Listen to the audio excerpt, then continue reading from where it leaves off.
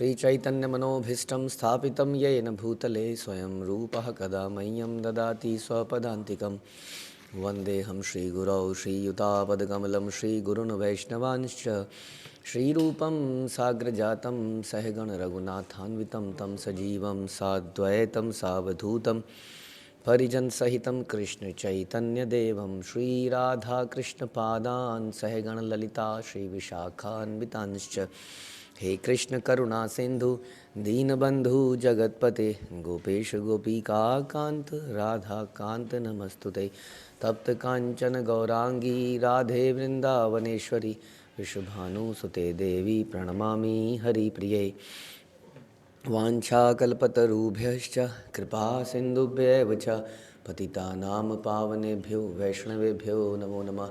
जय श्री कृष्ण चैतन्य प्रभु नित्यानंद श्री अद्वैत गदाधर शिवास आदि गौर भक्तवृंद। हरे कृष्णा कृष्ण कृष्णा हरे हरे, हरे राम राम राम हरे हरे। नमो विष्णुपादाय कृष्णप्रेष्ठाय भूतले श्रीमते भक्ति वेदांत स्वामिन्निति नामिने नमस्ते सारस्वते देवे गौरवाणी प्रचारिणे निर्विशेष शून्यवादी पाश्चात्य देश तारिणे।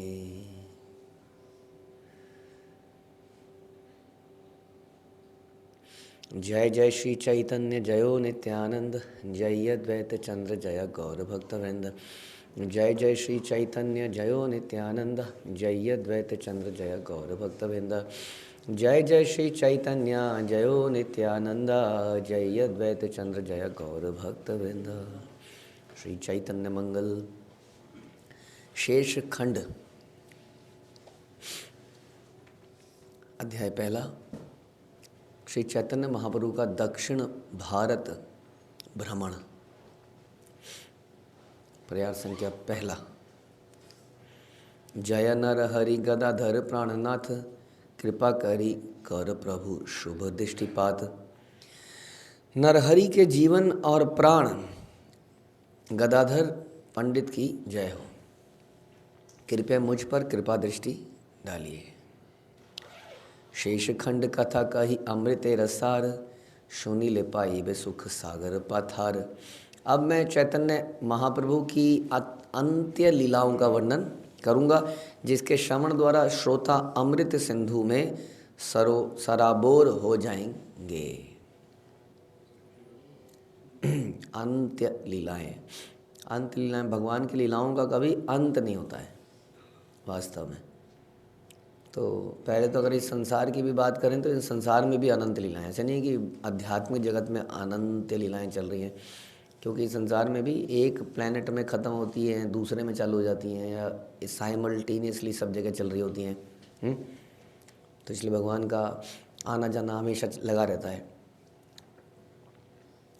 एक पर्टिकुलर जगह पर उनकी लीलाओं का अवश्य अंत लगता है कई बार। जैसे भगवान कृष्ण ने इस भौम वृंदावन में लीलाएं समाप्त करी, लेकिन भक्त लोग ऐसा कहते हैं और ऐसा दिखता है कि उसके बाद भी भक्तों के जीवन में भगवान लीलाएं करते रहते हैं। दृश्य रूप में नहीं करते हैं। तो इसलिए यहाँ पर ये अंत्य लीलाएं चैतन्य महाप्रभु के जीवन जो संसार में उन्होंने इस नवद्वीप मायापुर, जो आजकल भारत के नाम से जाना जाता है, फिर ईस्ट बंगाल के नाम से जाना जाता है, वहाँ पर जो, और उसके अलावा जो भगवान जगह जगह पर गए, उन अंतिम लीलाओं का वर्णन अब किया जाएगा, जिसके बाद वो अप्रकट हो गए। सार्वभौम भट्टाचार्य ये करेला स्तुति कत दिन वंचिला कीर्तने दीवार तराती। सार्वभौम भट्टाचार्य भगवान के पवित्र नाम लेते हुए आनंद पूर्वक अपना जीवन व्यतीत कर रहे थे। सार्वभौम भट्टाचार्य के बारे में हमने सुना था किस प्रकार से सार्वभौम भट्टाचार्य एक शुद्ध भक्त बन गए, चैतन्य महाप्रभु के सानिध्य में ज्ञानी से भक्त बने, और इस प्रकार वो भक्तिमय जीवन में दिन रात व्यतीत कर रहे थे। सेतु बंद देखी बारे चलिला ठाकुर कुर्म नाम विप्र देखे कुर्मपुर। वासुदेव नाम विप्र आछ से ही ग्रामे दुई जन संगे देखा हैला एक ठामे। प्रभुर दर्शन तारा हैल निर्मल निरीखय गौर देह प्रेमाय विबल।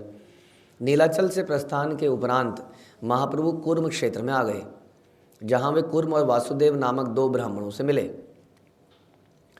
भगवान के अद्भुत दिव्य सौंदर्य के दर्शन मात्र से ही वे समस्त भौतिक कलमोशों से मुक्त होकर आध्यात्मिक उन्माद में तल्लीन हो गए। सुमेरु तन सुंदर तनु बाहु जानु सम सिंह ग्रीव कंबु कंठ सुदीर्घ लोचन। भगवान सुनहले मेरु पर्वत की भांति प्रतीत हो रहे थे, जिनकी लंबी भुजाएं उनके घुटनों तक पहुंचती थी। उनके बलशाली कंधे एवं शक्तिमान सिंह की भांति थे, एक शक्तिमान सिंह की भांति थे, और उनके कमल लोचन अत्यंत प्रशस्त तथा भावबोधक थे। भगवान के शरीर का डिस्क्रिप्शन। देखिते देखिते ही यह आनंद बाड़ीला, यही गौरचंद्र कृष्ण निश्चय जानिला। श्री चैतन्य महाप्रभु को देखते ही दोनों ब्राह्मण समझ गए कि वे अन्य कोई और नहीं है वरन स्वयं परम पूर्ण पुरुषोत्तम भगवान ही हैं। इसलिए प्रभुपाद ने बताया, तो Krishna if there is somebody to be termed as God, वो व्यक्ति अगर जिसको भगवान बोला जाए वो सबसे सुंदर होना ही चाहिए, वो सबसे बलवान होना ही चाहिए, सबसे बुद्धिमान भी होना ही चाहिए, हाँ इत्यादि। तो इसलिए जब ऐसे व्यक्ति को उन्होंने देखा, कुर्म ब्राह्मण और वासुदेव ने कुर्म क्षेत्र में, तो उन्हें समझ में आ गया कि ये कोई और नहीं है, ये साक्षात भगवान ही है। हा महाप्रभु बलि पड़िला चरणे, सर्वलोक कांदे तारा प्रेमार क्रंदने। हर्षोन्मत अवस्था में दोनों ब्राह्मण भगवान चैतन्य महाप्रभु के चरण कमलों में गिरकर अश्रुपात करने लगे। जीव का जो स्वभाव ही यही है, जीव का जो धर्म भी यही है, सर्वधर्मान परित्यज्य मामेकम शरणम व्रज। और जिसके सामने भगवान साक्षात उपस्थित हो जाएं तो ये दोनों ने उनकी शरण में चले गए। सॉरी। तुलिया दोहारे प्रभु कैल आलिंगने, उपदेश कैल किछु मधुर वचने।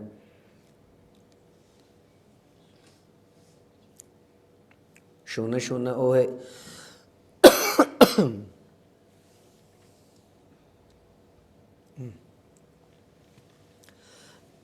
सॉरी।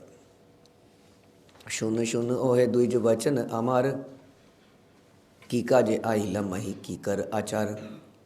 कलियुग धर्म हरि नाम संकीर्तन, प्रकाश करेला कृष्ण नाम महाधन। भगवान ने कृपा कर कर उन दोनों को उठाया और उनका आलिंगन किया। कृष्णा अपने भक्तों के साथ हमेशा ये नहीं जताना चाहते हैं कि आई एम दी गॉड, मैं श्रेष्ठ हूँ तुम निम्न हो, और मैं शक्तिशाली हूँ तुम कमज़ोर हो। वैसे तो इस संसार में कोई भी शक्तिशाली जो व्यक्ति जो वास्तव में शक्तिशाली है वो अपनी शक्ति का प्रदर्शन कभी करता ही नहीं है। जो बहुत बुद्धिमान व्यक्ति है वो बुद्धि का प्रदर्शन करना ही नहीं चाहता है। एक है क्षमा वीरस्य भूषणम, जो ज़्यादा वीर व्यक्ति होगा वो हमेशा दूसरों को क्षमा करेगा। जो इधर उधर लड़ता रहता है दिन रात, घूसा लात बात, समझ लीजिए बहुत ही कमज़ोर व्यक्ति है, और अपने को साबित करने के लिए वो कुछ दूसरों पर अटैक करता रहता है। सेल्फ कॉन्फिडेंस की कमी है तो आदमी अटैक करता है। तो भगवान के अंदर किस प्रकार की सेल्फ कॉन्फिडेंस की कमी होगी, और क्या उनके पास बल की कमी होगी, क्या उनके पास सुंदरता की कमी होगी कि वो किसी को शो करें कि मैं कितना सुंदर हूँ, मैं कितना बलवान हूँ। बल्कि भगवान अपने भक्तों के साथ प्रेम में ही संबंध बनाते हैं। जो हम जितनी भी हम लीलाएं सुनते हैं, रिलेशनशिप इज़ वेरी माधुर्य, लविंग, जिसमें भगवान भक्तों का आलिंगन करना चाहते हैं। अब ये जो ज्ञान है, ये दिस ज्ञान is missing in many other places, जहाँ पर भगवान को एक निराकार निर्विशेष के रूप में जाना जाता है। ये नॉलेज वहाँ पर मिसिंग है कि भगवान के साथ हम प्रेममयी संबंध बनाता है। इसलिए लोग भक्ति करते हैं, मतलब भगवान के शरणागत होते हैं, लेकिन उनका मतलब है कि भगवान को प्रणाम करो और that's it, this is the thing, that is not the real thing. इसलिए वो लोग भक्ति के प्रति आकृष्ट नहीं हो पाते हैं, वो संसार से आसक्ति बनी रहती है, क्योंकि संसार में उन्हें लव एंड अफेक्शन किंच थोड़ा बहुत दिखता है। उन्हें दिखता है ये रिलेशनशिप, फैमिली, वाइफ, हस्बैंड, भाई बहन, ये जो रिलेशनशिप है इसमें कुछ मिठास है, कुछ आनंद है, लेकिन भगवान मतलब ज्योति में मिल जाना, गुम हो जाना, इस अनंत संसार में गुम हो जाना, गायब हो जाना, मरे, once we die everything is finished. तो इसलिए लोग डरते हैं इस कॉन्सेप्ट से। अगर उनको ये कॉन्सेप्ट बताया जाए कि उसके बाद में एक लविंग रिलेशनशिप है जिसको संसार में मैं हमेशा ही ढूंढ रहा था, कोई तो होता जिसको हम अपना कह लेते हैं यारो, तो वो मिलता नहीं है संसार में। जो मिलता है कभी ना कभी आगे पीछे कुछ चीटिंग लगती है, हाँ, कुछ मतलब दिखता है अपना ही पर्सनल। तो वो प्रेम हमें भगवान के साथ प्राप्त हो सकता है, ऐसा हमें शास्त्रों में समझ में आता है, दिखता है, राइट। तो यहाँ पर हम उसको देखने का एक एग्जाम्पल देख सकते हैं कि भगवान ने कृपापूर्वक उन दोनों को उठाकर आलिंगन किया और मधुरतापूर्वक कहा, हे मेरे प्रिय ब्राह्मणों, उस उद्देश्य को ध्यानपूर्वक सुनो जिसके लिए तुम इस जगत में आए हो। कलयुग में भगवान के पवित्र नामों का जप करना ही एकमात्र धार्मिक सिद्धांत है। बिल्कुल क्लियरली लिखा है, प्रकाश करीला कृष्ण नाम महाधन, कलियुगे धर्म हरि नाम संकीर्तन। कलयुग में एकमात्र धर्म है, कोई कन्फ्यूज़न नहीं है कि मुझे मेडिटेशन करनी चाहिए, मुझे योगा करनी चाहिए, मुझे ध्यान लगाना चाहिए, मुझे क्या करना चाहिए, मुझे तीर्थ स्थानों में चारों धाम, नहीं तो फिर एक चक्र नहीं,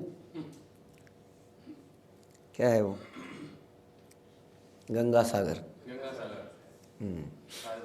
तो नहीं तो फिर गंगा सागर, नहीं तो कंटिन्यूसली कोई यात्रा, कोई ऐसा। तो बहुत सारे पंथ बनते जा रहे हैं, इसकी पूजा नहीं तो उसकी पूजा, नहीं तो गणेश की पूजा, नहीं तो काली की पूजा, नहीं तो कोई भी बहुत सारी पूजा। तो यहाँ पर साफ साफ बताया गया है शास्त्रों में कि कलयुग में भगवान के पवित्र नामों का जप एकमात्र धार्मिक सिद्धांत है। ऐसा भी नहीं है कि बहुत सारे हैं उनमें से एक अपना लीजिए जो आपको ठीक लगे, ऐसा भी नहीं है। एकमात्र, कलेव नास्तेव नास्तेव ना, और कोई गति नहीं है इसके अलावा। हरिनाम एव केवलम, ऐसा बताया जाता है। एकमात्र धार्मिक सिद्धांत यही है। और इसका जो प्रमाण है वो इसी बात से है कि श्रील प्रभुपाद ने केवल इस हरिनाम से, इस मंत्र जब से पूरे संसार में प्रचार किया और एक क्रांति आ गई, ज़बरदस्त क्रांति। कुछ नहीं किया, अगर आप पढ़ेंगे हरे कृष्णा मूवमेंट कैसे चला, हाँ, तो जस्ट बाई संकीर्तन उससे चलता गया चलता गया चलता गया। इससे पता चलता है कि एकमात्र धार्मिक सिद्धांत है। क्योंकि जो नेचुरल चीज़ है, जैसे किसी समय किसी एरिया में, हाँ, जैसे माना शिमला में आप सेब उगाओगे तो बढ़िया उगेगा। अब यहाँ नॉर्थ या दिल्ली में अगर आप सेब उगाओगे तो क्या सेब उगेगा, वो झुलस जाएगा बेचारा उगने से पहले पौधा ही। तो वो उसके लिए नेचुरल सिस्टम है वहाँ पर। तो जो नेचुरल सिस्टम में जब कोई व्यक्ति होता है, जीव होता है, पौधा होता है, कोई भी होता है, तो ग्रो करता है। वैसे ही कलयुग में ये जो हरिनाम संकीर्तन है द मोस्ट एप्ट थिंग, सबसे परफेक्ट है। इसलिए जैसे ही इसको कहीं स्टार्ट करोगे वो एकदम से बड़ा हो जाएगा। बट उस पर विश्वास ना होने के कारण हम लोग और कई तरीके अपनाने लगते हैं कि प्रचार बनाना है तो थोड़ा यूथ को गोलगप्पे खिलाएंगे, बूढ़ों को धाम यात्रा कराएंगे, वो सब ठीक है, लेकिन अगर उसमें हरिनाम नहीं होगा तो सब बेकार हो जाएगा। इसलिए एकमात्र सिद्धांत यही है। भगवान के पवित्र नामों को सामूहिक रूप से संकीर्तन करने वाला व्यक्ति अमूल्य धन का मालिक बनता है। और इसमें भी जो सामूहिक रूप से संकीर्तन करता है, इसमें बड़ी कन्फ्यूज़न है हमें। Although it is always said that the संकीर्तन ही इस युग का धर्म है, संकीर्तन संघ में किया जाता है जो कि, लेकिन फिर भी हमें नाम मिलने के बाद हम अपने अपने घरों में बैठ के नाम जपने में तो हम लोग इंटरेस्टेड हैं, लेकिन सड़कों में निकल के संकीर्तन करने में हम बहुत ज़्यादा इंटरेस्टेड नहीं हैं। जो कि अगर हम चैतन्य लीला पढ़ेंगे तो चैतन्य महाप्रभु ने आजीवन केवल यही काम किया। तो ये इस युग का धर्म को समझिए, केवल नाम जप भी नहीं है युग का धर्म। युग का धर्म है संकीर्तन, कि हम पृथ्वी आते यत नगर आदि ग्राम, नगर में, गांव में संकीर्तन निकाले जाएं, तो वो मुख्य धर्म है। और उसमें थोड़ा सा पसीना लगता है, थोड़ा सा एनर्जी वेस्ट होती है, सड़कों में जाना पड़ता है, आवाज़ चिल्लानी पड़ती है ज़ोर से। ऐसा भी नहीं है परफेक्ट सिस्टम है, माइक सिस्टम है है ना। 2-3 मृदंग 5-6 मृदंग वाले बैठे हैं, रिकॉर्डिंग हो रही है, हारमोनियम वाले बैठे हैं, ऐसा नहीं है ना। चल रहे हैं, अब चलते चलते सड़कों में गाड़ियाँ भी चल रही हैं, मृदंग वाला चलते चलते बजा रहा है, थक जा रहा है बीच बीच में, कुछ आवाज़ आ रही है कुछ नहीं आ रही है, लेकिन लगे हुए हैं भक्त। संख्या बढ़ेगी तो आवाज़ ज़्यादा बढ़ेगी, तो उसमें संख्या बढ़ाने के लिए तो चल ही सकते हैं हम लोग, मुख्य धर्म यही बताया गया। तो इन दोनों ब्राह्मणों को कुरुक्षेत्र में महाप्रभु ने बताया कि यही कलयुग का धर्म है। नाम गुण संकीर्तन करह आनंद, नाचह नाचह लोक हऊ मुक्त बंध, ए बोल बलिय प्रभु चलिला सत्वर, आप नाके आपे तारा हैला अगोचर, चलिते न पारे पथ बाड़े प्रेम रंग, कत दूर गिया देखे जियड़ नरसिंह। अतः भगवान के पवित्र नामों का निरंतर जप करो, उन्मत्ता पूर्वक नृत्य करो। इसका मतलब फिर वही बात आ रही है, नाम का जप करो कैसे? संकीर्तन में, क्योंकि नृत्य कौन करे? अकेला आदमी, आप देखा माला पकड़ के आप जब नाच रहे हो ना, वो तो आपकी पर्सनल साधना है, वो तो ज़रूरी है। और बता रहे उन्मत्ता पूर्वक नृत्य करो। नृत्य कैसे करो? उन्मत्ता पूर्वक, उत्साह के साथ नृत्य करो। ठीक है, तो ठीक है आप कर रहे हो नृत्य बड़ा डेलिकेट सभ्य तरीके से, लेकिन उसका मतलब नहीं है उसमें उत्साह ही ना दिखे। ऐसा लगेगा कि कुछ रोबोटिक काम चल रहा है, यहाँ रोबोट की तरह आगे हो रहे हैं पीछे हो रहे हैं, आगे हो रहे हैं पीछे हो रहे हैं। हाँ, गोलदार हाथ से हाथ पकड़ लिया है, सिर्फ उतना नहीं, यहाँ तो एक्चुअली वर्ड के अंदर घुसे हैं तो बहुत गहरा वर्ड लिया, उन्मत्त होकर, यानी कहते पागल की तरह, पागल की तरह नृत्य करो। और फिर इससे क्या हुआ? दूसरों को ऐसा करने के लिए प्रोत्साहित करो। प्रोत्साहित करना पड़ेगा, करना नहीं पड़ेगा? ये तो कितनी बार हम देखते हैं। देखिए आनंद की खोज हर व्यक्ति कर रहा है, इसीलिए इतने आप देखते हैं दिवाली होली हमारे ज़माने में अब कम होता जा रहा है। एक वो ढोल वाला आता था और तड़ा तड़ा तड़ा तड़ा तड़ा तड़ा, और एक एक दुकान, दूसरी दुकान, तीसरी दुकान। और आपके घर में कोई फंक्शन होता है, शादी है, ब्याह है, नामकरण है, कुछ भी, आप क्या करते हैं? हम लोग किसी बैंड वाले को बुलाते हैं, किसी ढोल वाले को बुलाते हैं कि यार नचा दें हमें। अगर नाच जाते हैं तो लगता है हाँ अब कुछ हमें लगा कि शादी है। लोग नाचना ही चाहते हैं, और जो उनको भगवान के नाम में नचा दे तो फिर और आप देखोगे कि आपको ये भी नहीं बताना पड़ेगा भाई साहब आप सिख हैं लेकिन ये नाम सबके लिए है। हुआ है हमारे ग्रंथ, गुरु ग्रंथ साहिब में दिखा, कहाँ लिखा है? हाँ, या कोई मुस्लिम आएगा या कोई कुछ आएगा, लड़का जवान कहेगा कोई उम्र है। लेकिन आप जब ये हरिनाम संकीर्तन करोगे, नाचोगे उत्साह से, तो सामने वाला क्वेश्चन भी नहीं पूछेगा आपसे कि मैं नाच लूँ तो मेरा धर्म तो नहीं खत्म हो जाएगा। इतना इसका है, कौन सोचेगा? नाच लो, धर्म वर्म किसने देखा है? अभी नाचने को मिल रहा है, इसमें कौन सा मेरा धर्म परिवर्तन कर रहा हूँ? लेकिन इस प्रोसेस में हमने उनको भगवान के सामने नचा दिया और उससे उन्हें सुकृति मिल गई।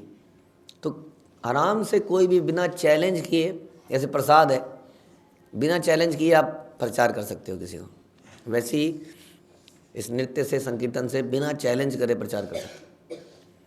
यदि तुम इस उपदेश का पालन करोगे तो सरलतापूर्वक इस भौतिक अस्तित्व से मुक्ति प्राप्त कर लोगे। समझ में आया? कौन सा आदेश? कि नामों का निरंतर जप करो, उन्मत्ता पूर्वक नृत्य करो और दूसरों को करने के लिए प्रोत्साहित करो। बस क्या हो जाएगा? भौतिक अस्तित्व से क्या पछताते हैं कि अगर आप बचपन में पढ़ लेते तो बहुत बड़े व्यक्ति बन जाते हैं। आज कई लोग पछताते हैं, काश मैंने कुछ कर लिया होता, काश मैंने ये कर लिया होता। क्या आप पछताते हैं कि आप अधिक पैसा नहीं कमा पाए? जीवन में कुछ पैसा आ जाता तो कितना आराम हो जाता। और ऐसी कई सारी पछतावे।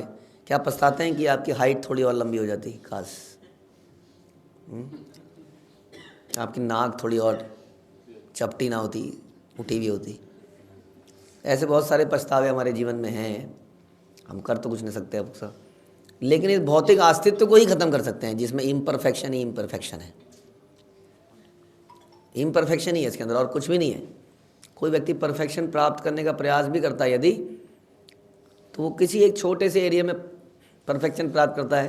ये कोई बहुत पैसे वाला व्यक्ति है, हाँ, लेकिन तभी दिखता है कि उसने इतनी सारी गोलियां निकाली खाने के लिए, पिल्स, ये दवाई और वो दवाई, किसी को हार्ट में प्रॉब्लम हो गई, किसी को कहाँ प्रॉब्लम, कितनी समस्याएं हैं, परफेक्शन है ही नहीं, है ना। सुंदर व्यक्ति भी अगर बाई चांस वो सुंदर भी है, हाँ, वैसे तो कहीं ना कहीं उसने छुपा रखा होगा बहुत सारी चीज़ों को अपनी, है ना। कई व्यक्ति सुंदर होते हैं लेकिन ऐसे हाथ उठाते हैं तो उसमें एक अंगूठा यहाँ से निकला होता है, 6 उंगलियाँ, वो छुपाता रहता है उसको पूरे जीवन। कहीं ना कहीं उसके शरीर में भी कुछ रहता है इशू, जिसको छुपाता ही रहता है। और अगर कुछ है भी तो थोड़े दिनों में जब ये संतरा जैसे निचुड़ जाता है, वैसे ही चेहरा भी निचुड़ने लगता है, बल खत्म होने लगता है। इसलिए यहाँ पर तो इम्परफेक्शन रहेगी रहेगी, लेकिन इस भौतिक अस्तित्व को जो मिटा दे वो व्यक्ति ऑल परफेक्ट रहे माना जाएगा, ऑल परफेक्ट। बस ये काम कर रहे हैं। कितना आसान काम बताया। इन नामों को जपो, उन्मत्ता से नाचो और दूसरों को प्रोत्साहित करो। जन्म सार्थक करी करो परोपकार, और इस प्रकार परोपकार करो। क्या उसमें हरिनाम के बिना अगर आप कोई परोपकार कर रहे हो तो क्या लाभ उसका। केवल ज्ञान से तो ज्ञानी बना दोगे आप लोगों को, उस ज्ञान का क्या लाभ जो जिसको नाचना नहीं आता, गाना नहीं आता। हाँ, आज वो आपसे ज्ञान ले रहा है, कल वो किसी और से ज्ञान लेगा। लेकिन जैसा आप नचा रहे हो, जैसा आप खिला रहे हो, मैंने तो कोई और नहीं देखा कि और कोई परंपरा, कोई समूह इस प्रकार से लोगों को नाचने गाने खाने पीने के साथ कृष्ण दे दे, भगवान को दे दे। हाँ, तो लोग ऐसा अक्सर होगा कि आनंद लेने तो आपके पास ही आएंगे, क्योंकि आनंद कोई बांट ही नहीं रहा है संसार में। कई लोग होते हैं जो कहते हैं प्रभु जी कोई यात्रा हो तो हमें बता देना, यात्रा में हम चलेंगे। वैसे चले ना चलें, हम यात्रा में आना चाहते हैं, हम आपके उत्सवों में आना चाहते हैं। इसका मतलब आनंद वहाँ बंटता है, जो कि और कहीं नहीं मिल नहीं रहा है। अभी ज्ञान की कुछ लेयर्स लगी हुई हैं, इसलिए टोटली नहीं आ रहे हैं, टोटली सरेंडर नहीं कर रहे हैं, लेकिन इन चीज़ों में आना चाहते हैं। जब कोई नाच गाना हो तो लोग आना चाहते हैं। तो इस प्रकार से केवल ये करा कर कह रहे हैं कि तुम अपना, दूसरे का तो जो होगा उसको छोड़ दो, अपना लाभ करने के लिए क्या करना है। अपने लाभ करने के लिए फिर से बताइए। गाओ नाचो नचाओ और खिलाओ, खाओ और खिलाओ। बस इसको करके भौतिक अस्तित्व से मुक्ति। लेकिन मुक्ति किसको मिलेगी? जो इसको पूरे जीवन का पर्पस बना लेगा। ऐसे थोड़ी कि महीने में एक बार खाओ नाचो खिलाओ नचाओ, ऐसे थोड़ी। ये बताया गया, ये निरंतर बताया गया, निरंतर यही काम हो जाए उसका, जैसे प्रभुपाद ने किया, निरंतर यही काम करना है फिर। ऐसा कहकर महाप्रभु कृष्ण प्रेम के मद में चूर जियड़ नृसिंह क्षेत्र की ओर प्रस्थान कर गए। कुर्म क्षेत्र से जियड़ नरसिंह क्षेत्र में चले गए। स्मरण हईल पूर्व रहस्य काहिनी, प्रेमाय विवल कथा कहने आपनी।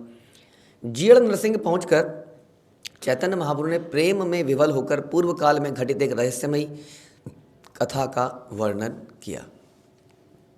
शून्य शून्य सर्वलोक रहस्य आनंद ये न मते अवतार जियड़ नरसिंह। उन्होंने उपस्थित लोगों को संबोधित करते हुए कहा, आप सभी भगवान जियड़ नरसिंह की रहस्यमयी प्राकट्य की कथा को आनंद पूर्वक सुनिए। नरसिंह कौन से? जियड़ नरसिंह की रहस्यमय प्राकट्य। कहिब पूर्वेर कथा अपूर्व कहानी काहिनी, एक चित्त शून्य हैय सावधानी। आप सभी को मैं पूर्व काल में घटित एक अद्भुत घटना कथा का वर्णन कर रहा हूँ, अतः आप उसे एक चित्त होकर सावधानी पूर्वक सुनिए। ये जब मैंने पीएचडी करी थी, जब मैंने बीटेक करी थी, जब मैंने कुछ और डिग्री ली थी, तब मैंने 1 महीने तक कमरे में बैठ के कुछ फिक्टिशियस कैरेक्टर्स के ऊपर एक फिक्शन लिखा था, एक नाट्य जिसके बारे में मैंने चिंतन किया खूब। एक था राजा, एक थी रानी, दोनों मर गए, ख़त्म कहानी। तो ये जो हम शास्त्रों में सुनते हैं, ये कोई ऐसे फिक्शन नहीं है जिसको पढ़ने के लिए हमारे यंगस्टर्स पागल हुए पड़े। पागल क्यों? उन्हें मज़ा आता है इतना फिक्शन में, क्योंकि उनको ड्रीम वर्ल्ड में रहना अच्छा लगता है।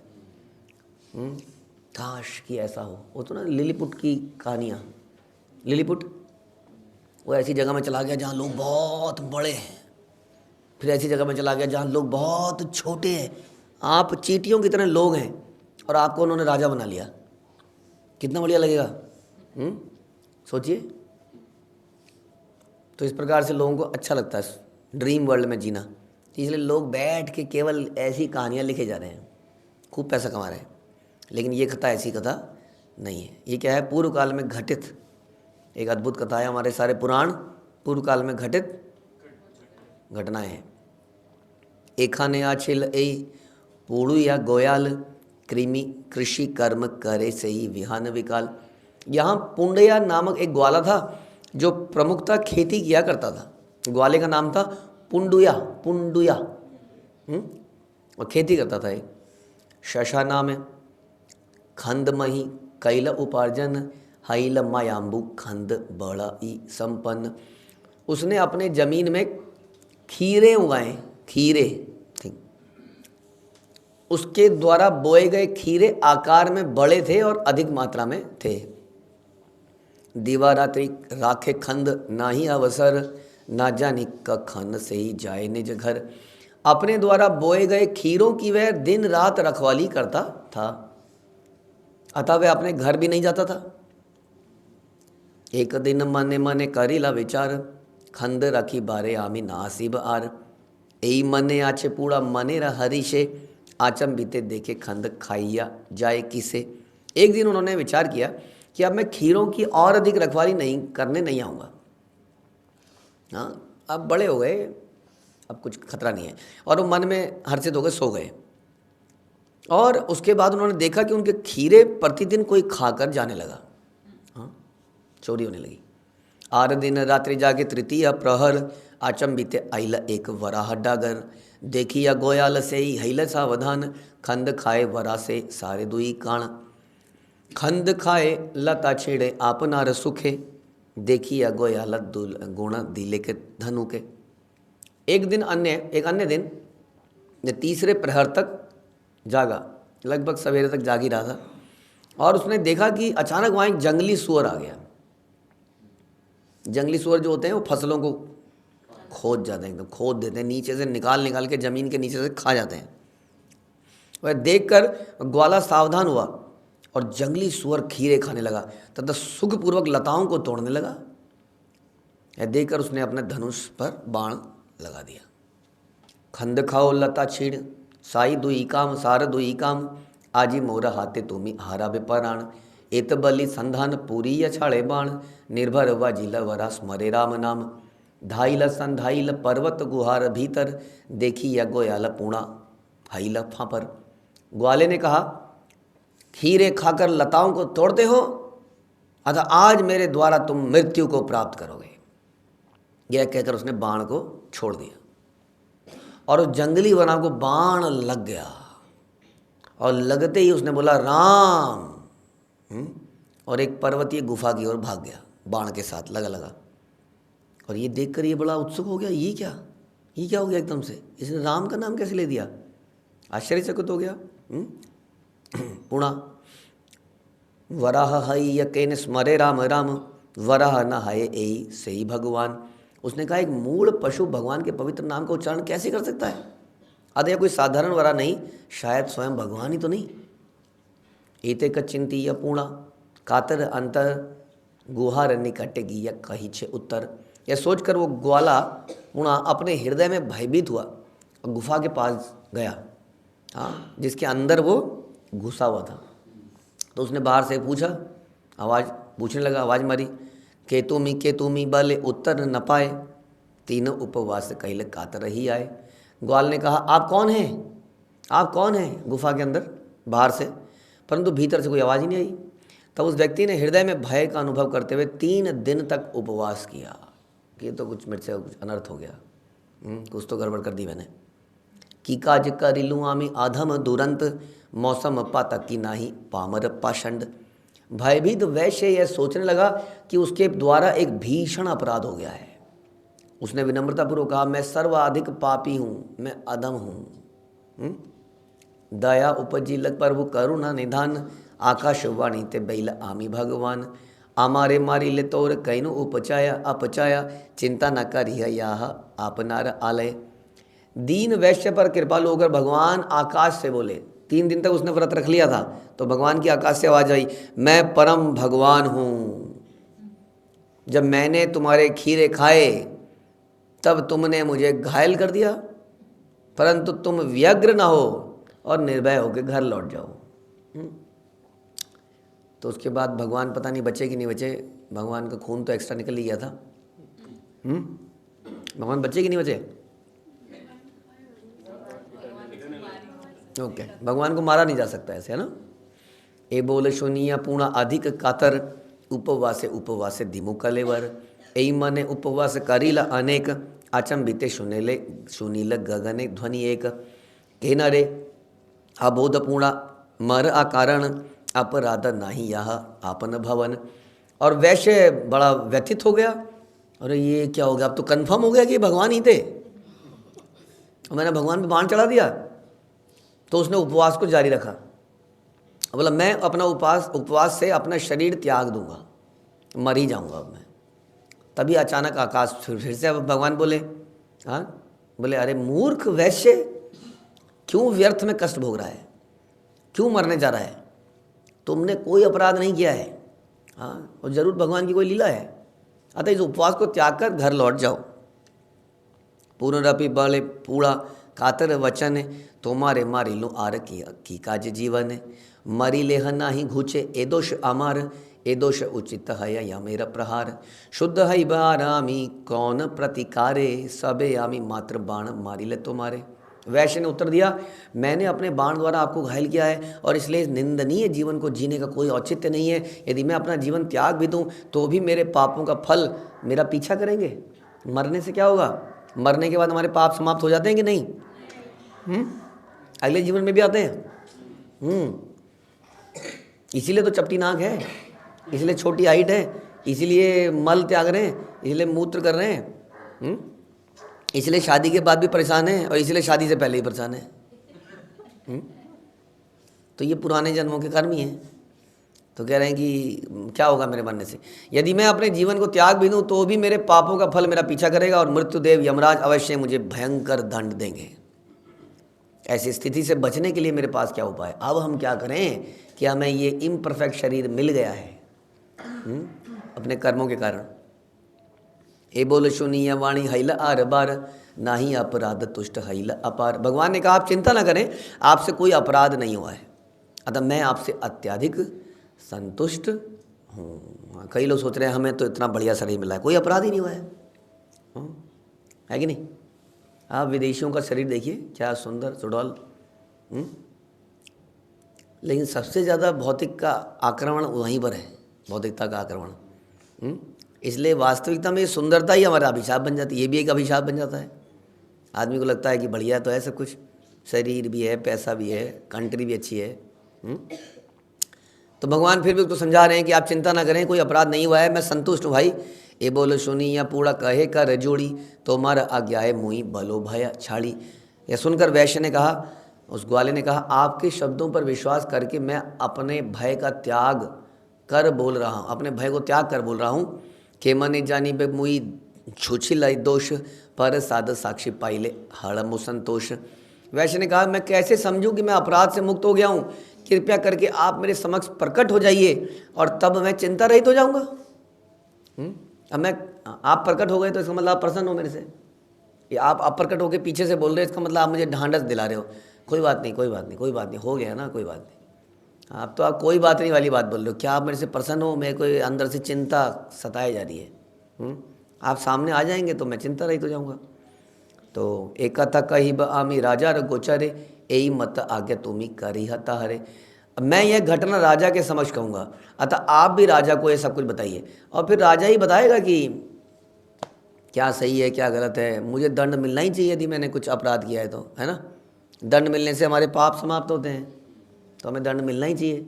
इसलिए शास्त्र कहता है कि जो दंडों को बड़े प्रेम से आराम से सहन कर लेता है, बिलकता नहीं है, मुझे क्यों कर रहे हो, मुझे ऐसा क्यों डांट रहे हो, मुझे क्यों बोल रहे हो, और भक्ति करता रहता है, वो भगवान के धाम में जाने का अधिकारी बन जाता है।